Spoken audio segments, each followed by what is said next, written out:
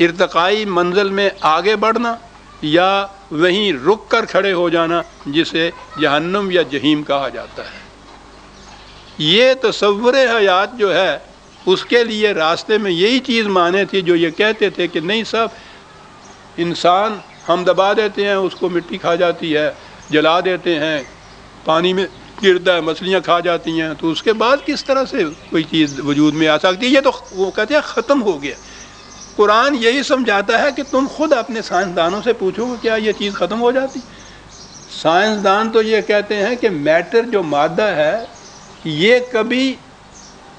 ختم ہوتا ہی نہیں ہے۔ ختم کے معنی کہ وہ عدم نہیں ہوتا ان کا، یہ نہیں کہ وہ ایگزسٹنس اس کی ختم ہو جاتی، شکلیں بدلتا ہے، وہ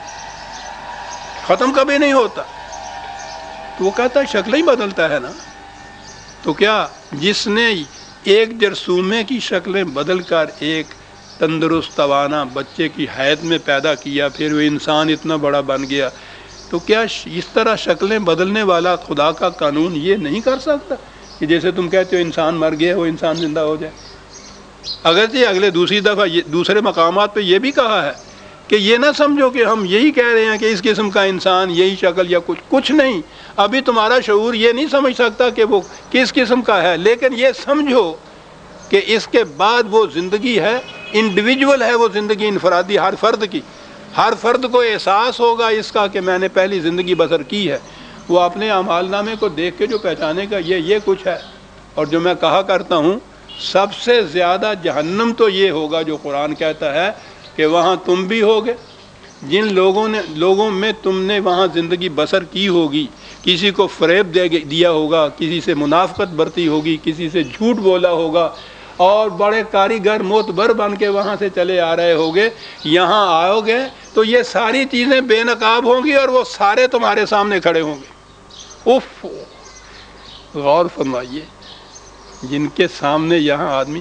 کوشش کرتا ہے ایک جگہ جھوٹ بول کے کہ کہیں یہ جھوٹ بے نقاب نہ میرا ہو جائے، بات کھل نہ جائے کسی طرح سے، یہ کیفیت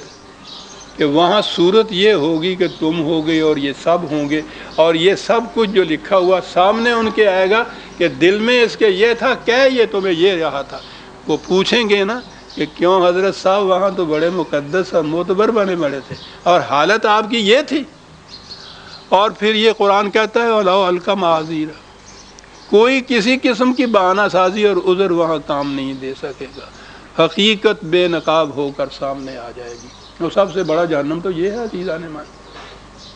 تو یہ ہے قرآن، اس کا نقطۂ ماسکہ تعلیم کا یہ ہے کہ تمہارا ہر عمل، ہر کام، ہر آرزو اور ہر ارادے تک اپنا نتیجہ، محسوس نتیجہ برآمد کر کے رہے گا، یہاں نہیں اگلی زندگی میں رہی۔ اور یہی ہے ساری